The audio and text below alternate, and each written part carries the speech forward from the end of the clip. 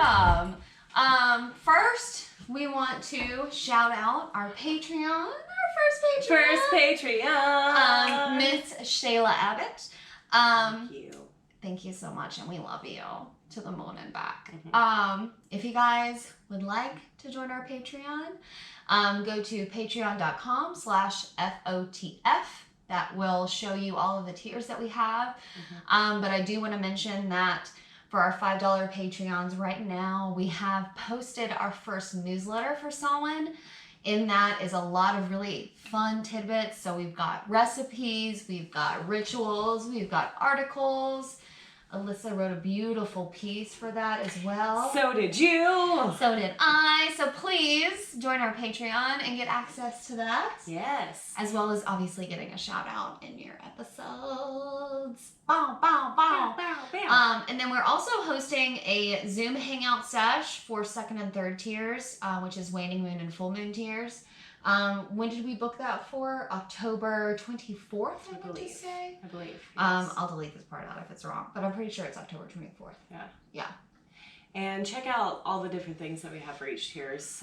We've said before, our goal with this is really to have a community where we're having conversations with you all and getting to know your practice and getting to know what's important to you and being there to support each other in our growth through the craft. Yeah.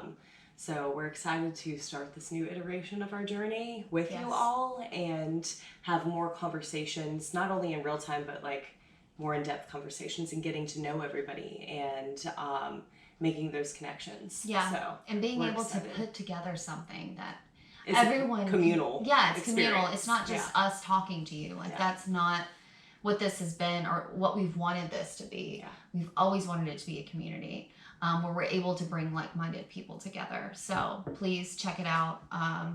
Reach out to us if you have any questions. Join us. Yes. In growing together. Do you like that? I do. Thank you. I like that a lot. So today we are talking about Samhain.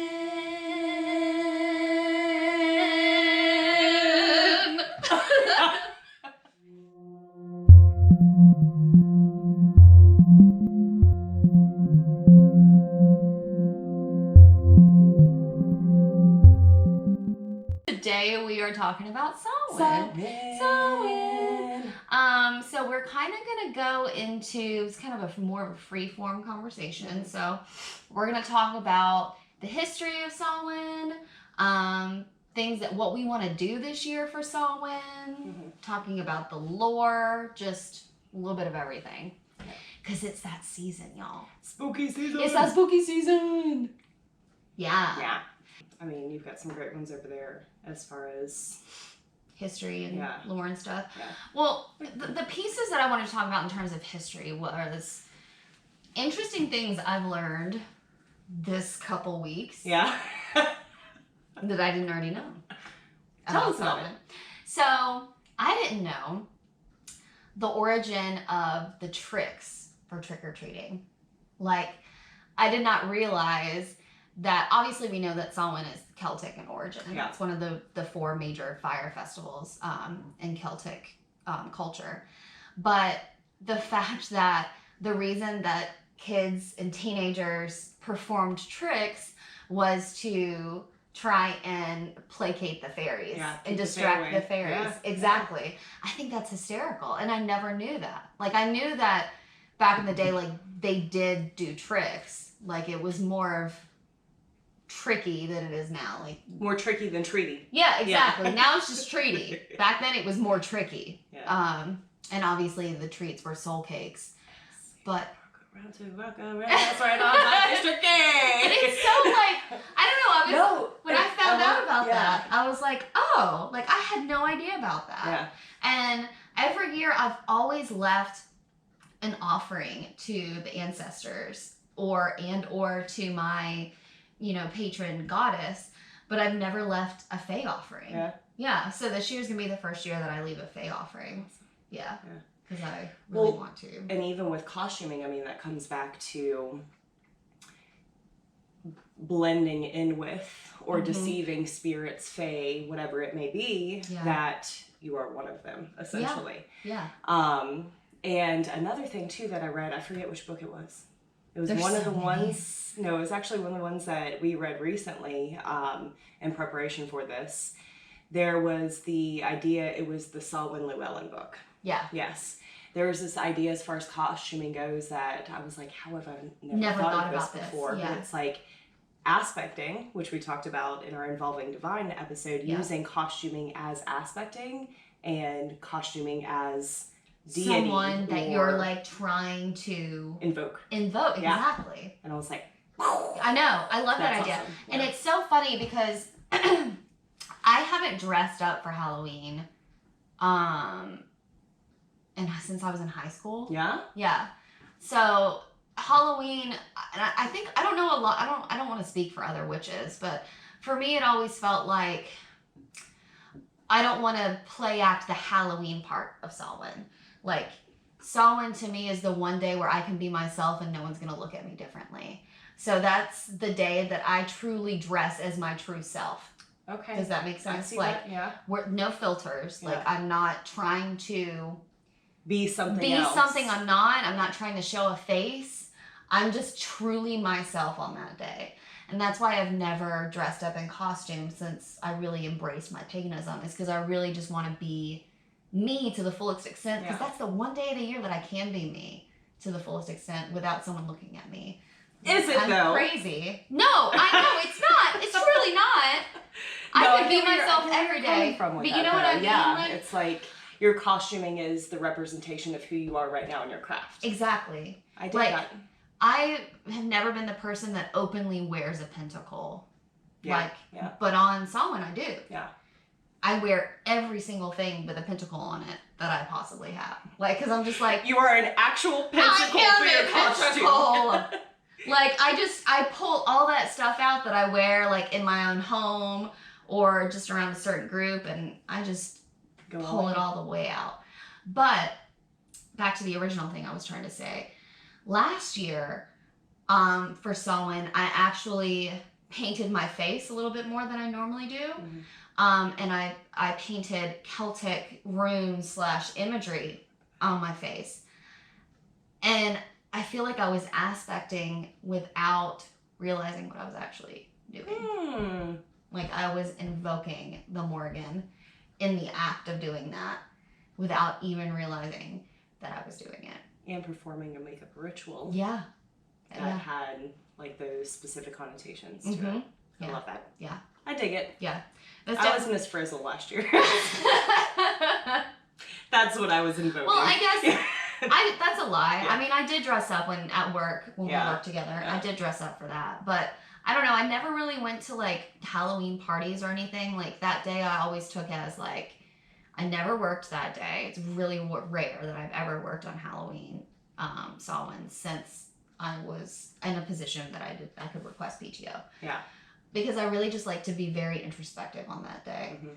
And there's certain aspects of celebration and fun and debauchery and trickery, but There's also reverence. there's and reverence. remembrance. Exactly. Yeah. And so that's why I never really was interested in like attending a party on that day. Like it I was, get that. yeah, it was more of a day for like me and I don't know what I wanted to do. Yeah. Yeah. Yeah. That kind of makes me start thinking of what is your perception on like the difference between Samhain and Halloween, or is there a difference to you? So there is a difference to Yeah. me. And I think one of the books that we read, I think it was Llewellyn's Sabbat's Almanac Mhm. that mentioned it in there. Like there is a difference between Samhain and Halloween. Mhm. Halloween is more of the trickery, more of the fun times, the rebellion, the out of controlness. Samhain is more solemn in reverence and in remembrance. But you can marry the two and have both in the same day. Do you celebrate them both in the same day? Yes. Yeah. And for me, Samhain means the same thing. Yeah. Like when I think of Samhain, I think of both things together. Mhm.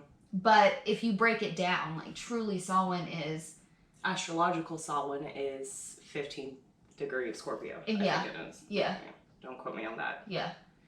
Which this year I think it falls around like November 6th, Mm-hmm. 6-ish. Yeah.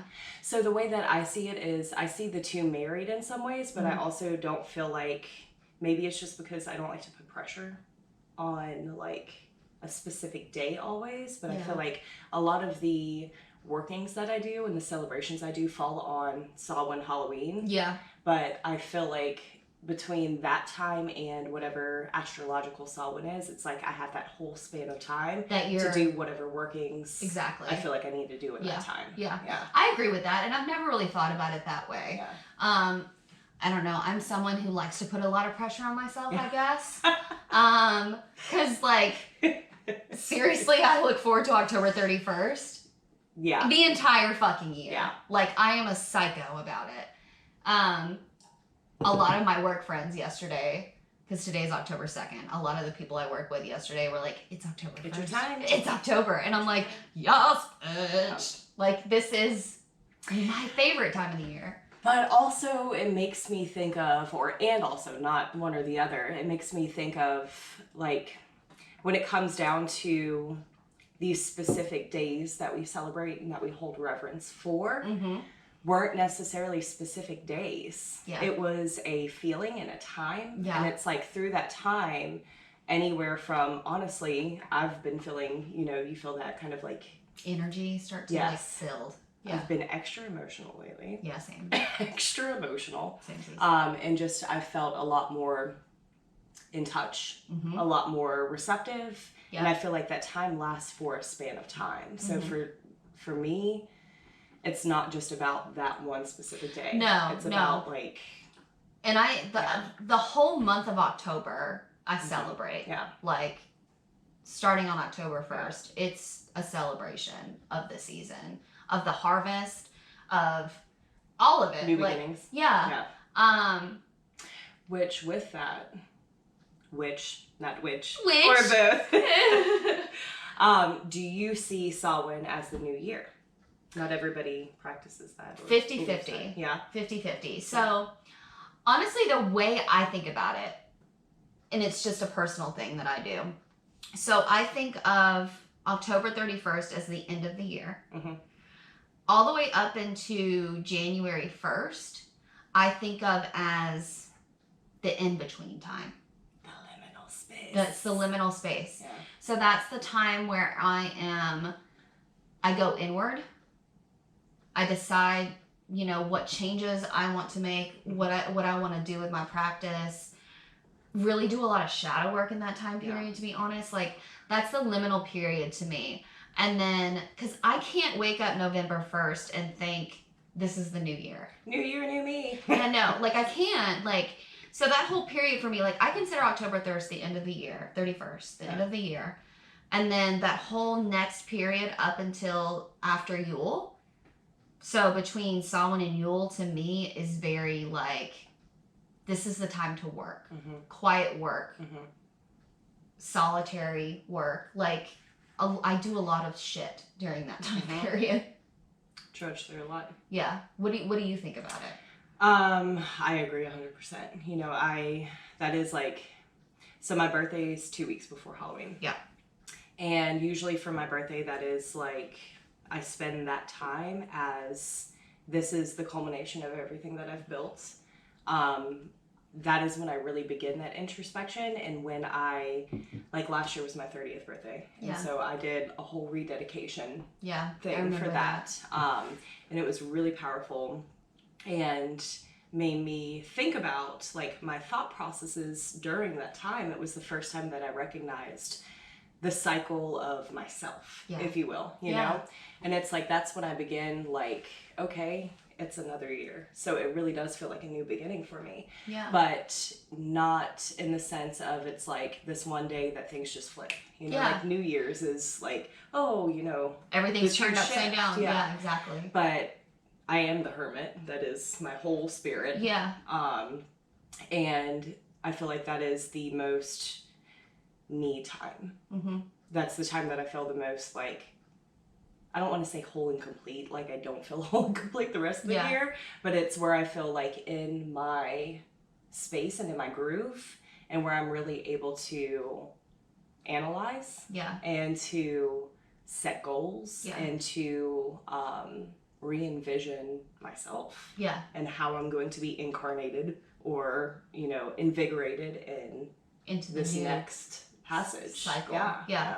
And I would say for me it's a little bit different. Like I suffer from depression. I don't know if I've mentioned that before, but I suffer from seasonal depression as well. This year I'm on new meds that have been really great so far. So I don't know how this season is going to affect me. This is the first year I've been on drugs that have actually helped my depression. But typically that time period between Samhain and Yule for me is like a really dark time. So that's a dark time, because it's like you're looking forward to Yule, but it's not here yet. And people are still grumpy, and the sun has obviously gone away because the sun really affects people with seasonal depression like a lot. So that's kind of like a dark time for me. That's why I say like I usually do a lot of shadow work during that time, because it's like very internal. And I usually what I do is I'm hoping it doesn't happen this year, and I'm going to try really hard for it to not happen, and make you hold me accountable. But I typically hole up in my house. And I don't come out until the sun comes back out. And I don't want to do that anymore. It's funny to me.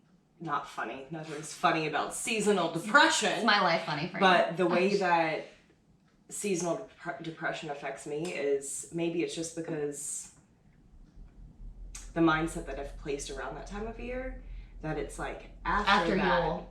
Actually, after winter, when spring starts, that's when I start getting depressed. Which is weird because... That's so funny to me. Because, like, for me, it's like between Samhain and Yule is when it starts, right? And then Yule happens, and Yule's great because I love Yule. I love Yule almost as much as I love Samhain. Not quite. But almost. Just wait until we film in here for Yule. Woo! It's going to be litty titty. Because I love to decorate. But... after Yule is when it gets real dark. Yule at the end of Yule up until March. And I literally have memories like of the last 10 years. You know when like winter is ending and spring is coming, and all of a sudden there's this day where the spring sun is like out and you just see it shining in your window and you can feel the heat of it. Like I have memories of those days and being like like this huge just breath of relief. And that is the end of my seasonal depression. Those days are the end. And for you, that's the beginning. It's February, March. Like it's probably in that, maybe it's the anticipation that triggers that response from me. It could be. Because I love everything about spring. That's what I was going to say. I am a plant witch. I'm a plant witch. I love to garden. Like the second I can get things in the ground and start digging in the soil and like rub it on my face and smell it, makes me happy. But it's like, there's just something about like that transitional period between winter and spring that like during the winter I'm fine because I think that it's like my comfort space. I like to be in the shadowy spaces. I do. That's where I feel, that's where I've spent most of my life in my practice, to be completely honest, you know? So I think when the light starts trickling back in, if you will, not to sound too metaphorically, but it's when maybe it's when I realize that I have to start like coming out, taking a look at what that light is shining on. What did I discover during that time? Which is when I think it's why this time is so important to plan. And to not wait until you get to that point to realize that there is this passage and there is this constant like evaluation and work that you have to do. After, obviously Samhain is the last harvest. After that point is when we're inside, we're inward, we're doing inward work. So at that point we need to be facing ourselves. And I think a big part of that is journaling. I think meditating, like actually digging into like your shadow and yourself, like all of that. and not waiting until spring. If you don't do that work, you are not going to feel great. You're not going to feel great the following year because that's what that time period is set aside for. Like, that's how our bodies are cycled. Yeah. Is to spend that time inward. And if we're not doing that, then it can backfire. And then it makes you feel like, then it makes you feel like shit. And I get that. I've been many years. This is a recent thing that I've been able to like face my shit and get through it. Yeah. And I think that's why this year has been so pivotal for me, is because last year at this time, I was fucking in it. And I was doing a lot of inward work, and I was doing a lot of shadow work, and I was spending that time in a really productive way. Mm-hmm. Now, spring was a great time because I had, obviously not a great time. It was a pretty bad time. Shit was popping off. But it was like, I felt no... You were ready. Regret. Yeah. Because I had done the work, and I was ready to face the shit that came with the work. Mm-hmm. That's honestly the first time I can say that. That's the first time I can say that I've actually done the work during this time period. That's awesome. Yeah. And that's why this year I want to continue that cycle. Yeah. Because if you don't, it bites you in the ass. It bites you in the ass. And this year has been so pivotal, so life-changing. Like, I was thinking about, through like just thoughts on this discussion. Yeah. How excited I am for you that you get to build like completely new traditions. I know. And everything. I know, and literally fucking everything. Yeah. But this time specifically, like Samhain through Yule, I'm just so excited to see. This is the first time, like, obviously Samhain is the biggest to me, and we celebrated Lammas separately, but we kind of celebrated together because we had like similar plans and we did things together. But Samhain and Yule are like the two biggest Sabbats for me. Yeah. So I'm super excited to see like what the traditions are that I started to build on my own. Let's talk about divination. That's a big part of Samhain. And I feel like that's a big part of like our regular practices. Yeah. Tell me what you do. So typically on Samhain I do a card reading, like a full layout. Usually my everyday tarot is a daily card pull. I'll do a full layout if I'm going through some shit that I really want more clarity around. Or if it's like, and if it falls on like a full moon or a new moon, and then I feel like, okay, let's go ahead, and I feel like I'm being pulled to do like a full reading. But Samhain I always do like a full reading. Yeah. What about you? Like what different things do you do? So I've actually been thinking about this, and I am going to reset my practices with divination with Samhain. Okay. So let's talk about that. Here's my thing. I have tried for years to be the witch that does a card pull every day. You know, I have been coming to realize in my practice that honestly just doesn't work for me. You know, and not even just like a time constraint, but I feel like. Well, I was going to say not a time constraint, but you've been reading cards for a very fucking long time. And it's like when I pull a card every day, it almost starts to feel redundant. And I'm stubborn, and I don't like to listen to people anyway, so I'm just like, you're telling me the same thing. Okay, move on. You know? Yeah, so then it becomes less impactful. But it's like, it feels diluted, if you will. So I am going to reset my divination practice to seasonally. Because when I do full spreads, that's where I feel like impact. Yeah. Is when I do full spreads on myself. I agree. And I don't do them often. Pretty much seasonally already now. Yeah. And it's not that like I don't love spending time with my tarot deck. My tarot deck has been with me for the majority of my practice. Yeah. An ancient girl. And I don't have multiple decks. Like I have my one deck, and we're close, we're tight, but it's like I feel like I need to make a shift and a change in analyzing things in larger chunks. Yeah. The day by day. That makes sense to me. You know? Yeah. And for me, I only do a daily pull. Yeah. Because I'm still learning my deck. Yeah. Like, I'm not comfortable doing a reading for anyone else. I only do readings for myself. And I don't think that it's wrong. Like, some people that they really connect with that. Yeah. And I like the way I look at it is half of it is study. Yeah. Study of the card that I'm pulling. Yeah. And then the other half of it is maybe a reading. If I feel like it resonates with me, then I consider it a reading. But a lot of the time it doesn't really resonate with me. It's almost just more like, this is what the deck wants to show me right now, and that's the way I take it. If it really resonates with me and like hits something, then I'm like, okay, you're really trying to tell me something right now. Yeah. And that's why I reserve like a full layout.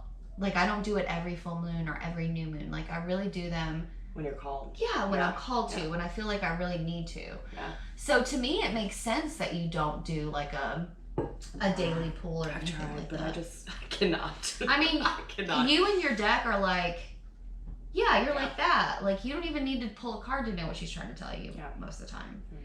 So that I think that's amazing. How are you planning on like, how do you want to do it seasonally?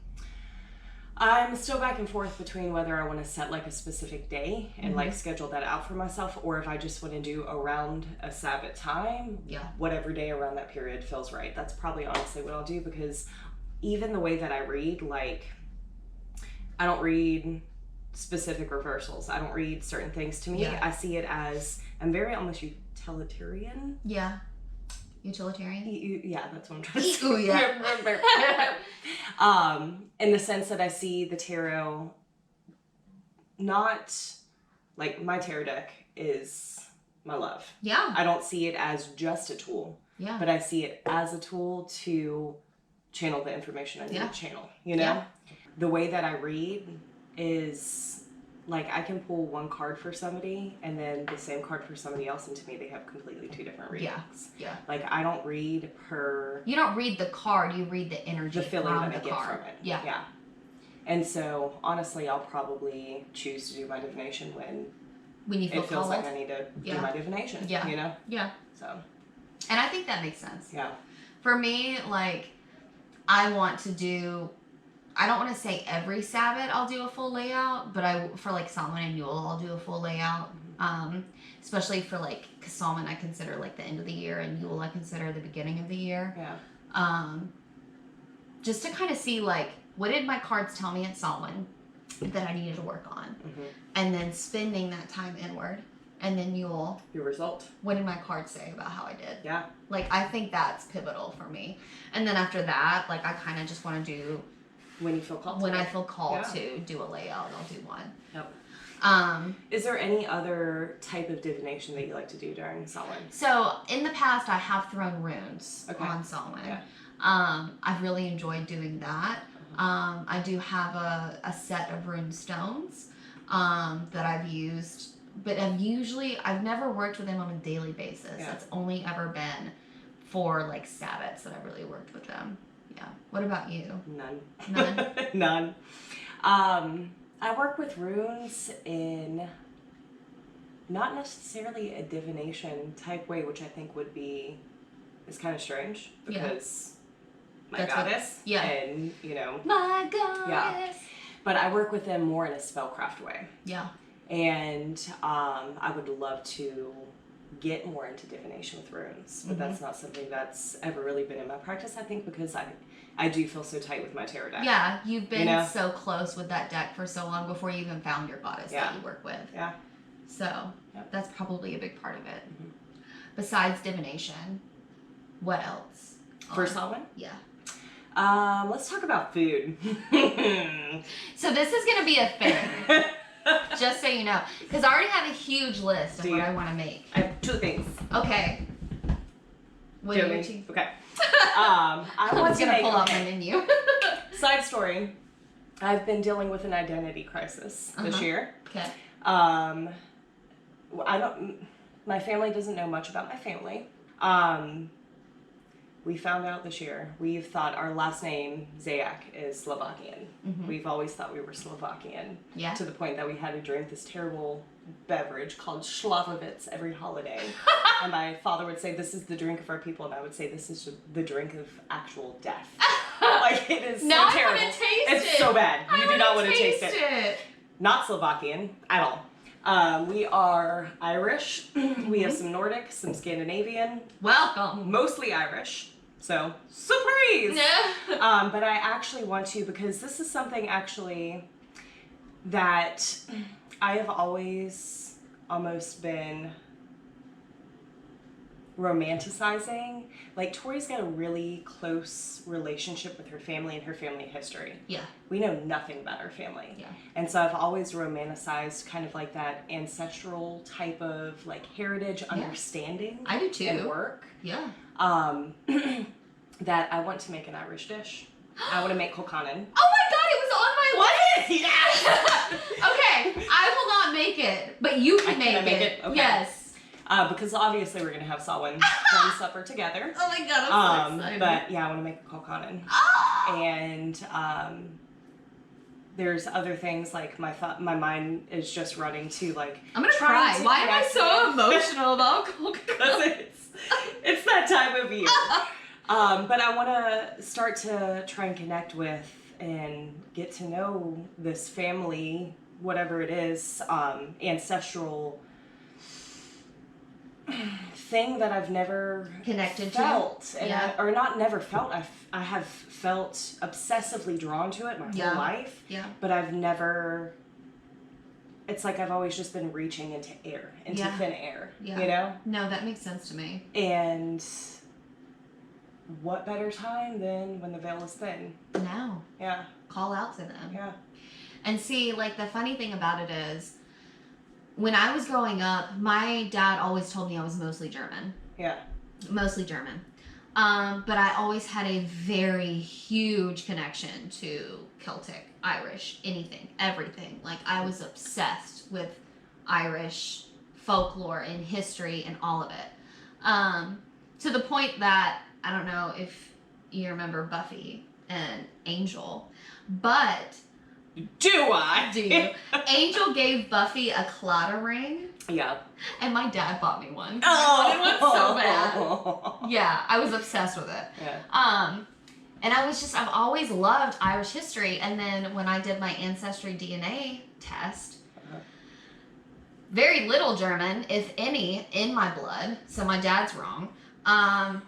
Michael? But there was actually more Scandinavian than Irish, but it was a pretty hefty amount, like 32% Irish, like Celtic, obviously Scottish, Irish, Welsh, any of those, because they bucket all of that together, and then like 30% Scandinavian. So colcannon was on my list, but you can have it. Please take it. Yes. I'm going to be making, I was like, I've made this list, and I'm like, oh my god, we're gonna have so much food for 4 people. And we're gonna send the whole menu of what we're making to Patreon. Yes, we are. So.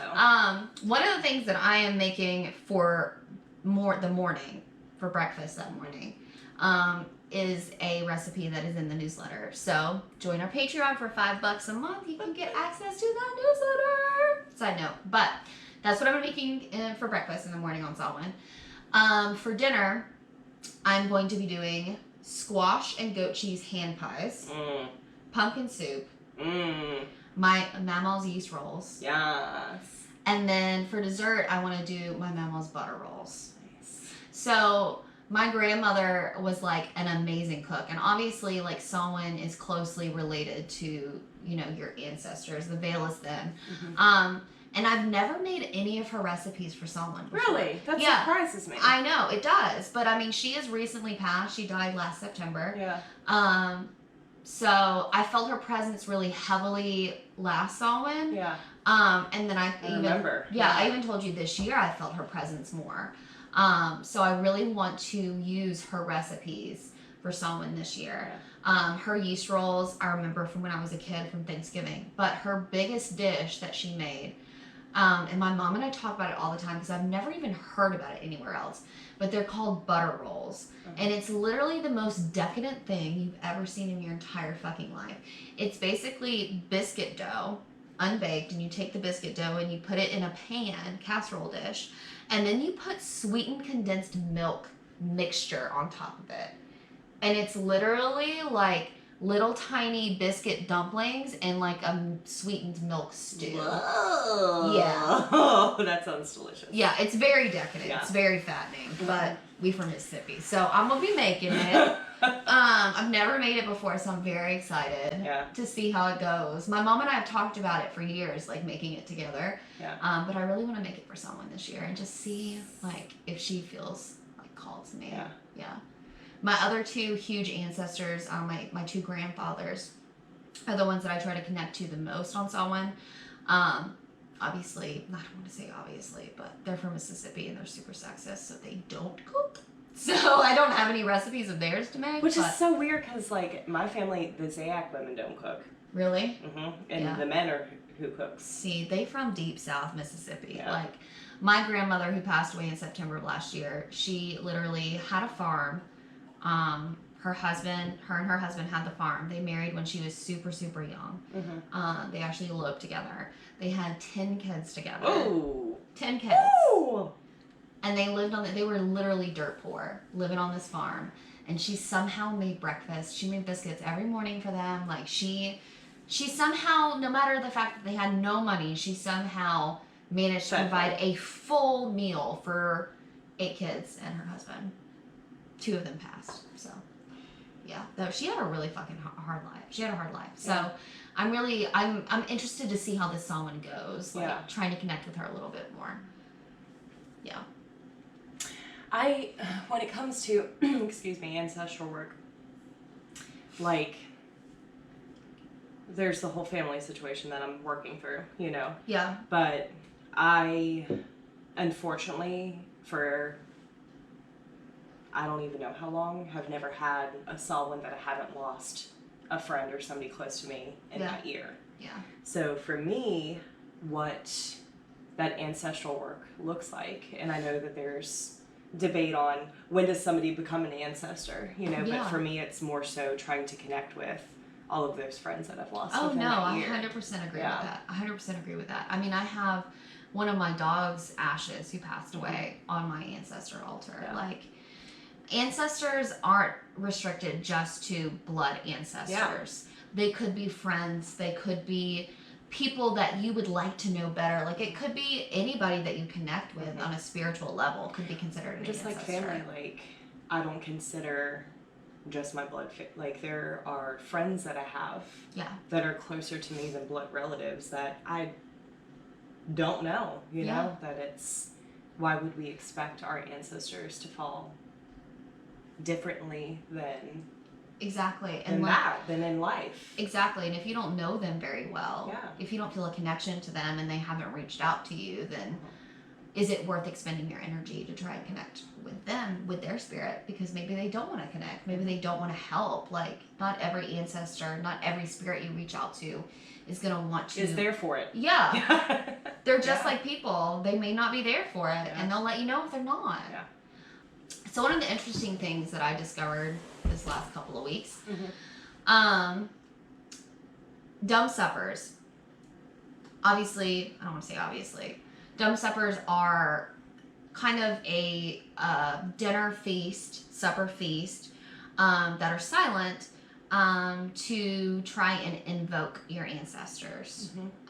So basically you open the door, invite them in, sit down, do not speak, eat your meal, and basically listen, kind of meditate while you're eating, basically, is what it seems like to me, and listen to what they have to say, what advice, what guidance they have for you.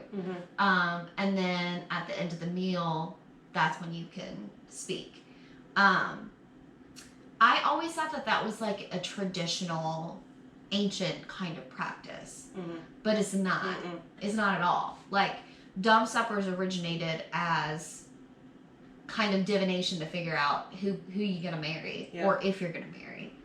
And I think it's interesting that it's only in recent, like, witchcraft that it's been changed to this is a thing. Yeah. And this year we're gonna do it. Previously, every Samhain I've done like a variation of a dumb supper.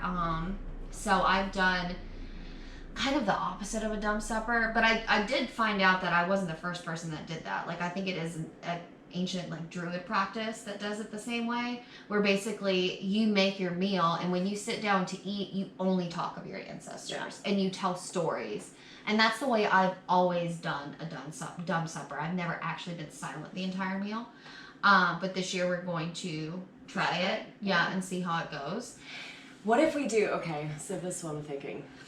Dumb supper for the meal. Yeah. Cocktail hour after. Yeah, no, I That agree. we only talk about. Yeah, that we only talk about them. But not just like ancestors, but Friends. anybody that has passed. Anyone who has passed. And we tell stories about them. Yeah.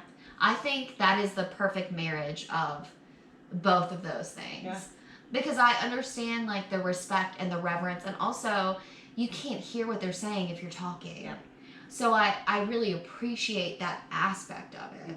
But I also want to talk about them. Yeah. Because I think that's how we keep them alive. That's how we call them to us, is by talking about them. So I think marrying those two with a dinner hour and a cocktail hour will be a really good way to honor both of those practices. Yeah. Hearth flame. No, I'm just saying, like starting a hearth flame. Oh, starting a hearth flame. Got it. Like that new year in the sense of like resetting. Yeah.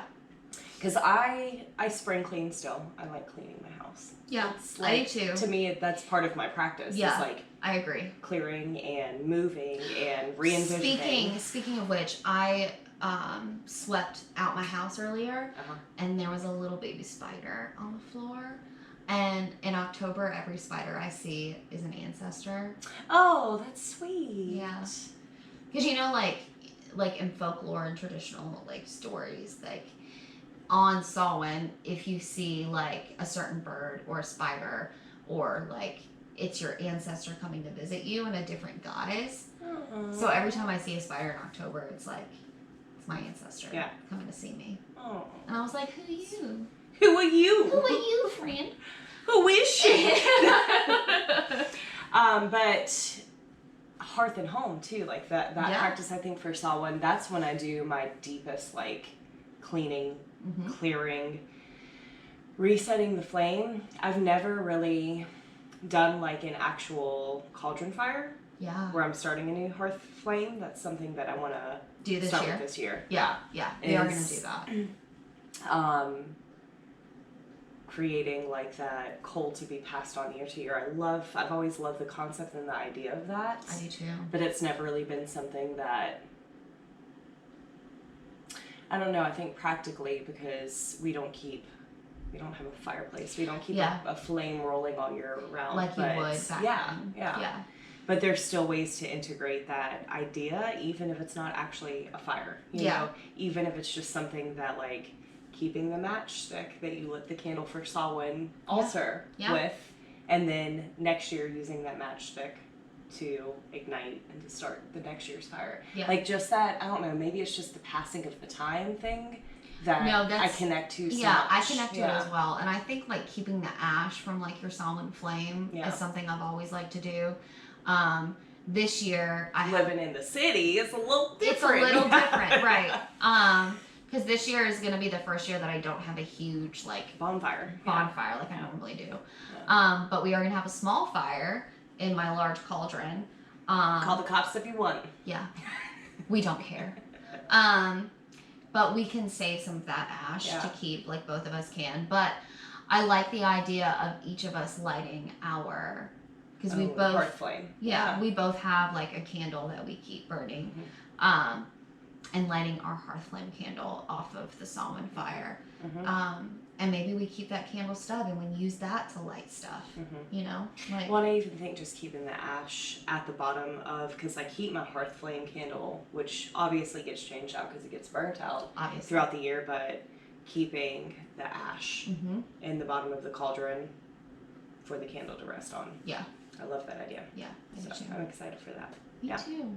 So much to be said about Samhain. Yes. We've discussed a lot of things with our ideas and our practices and what we are planning for this season. And we're so excited about all of it.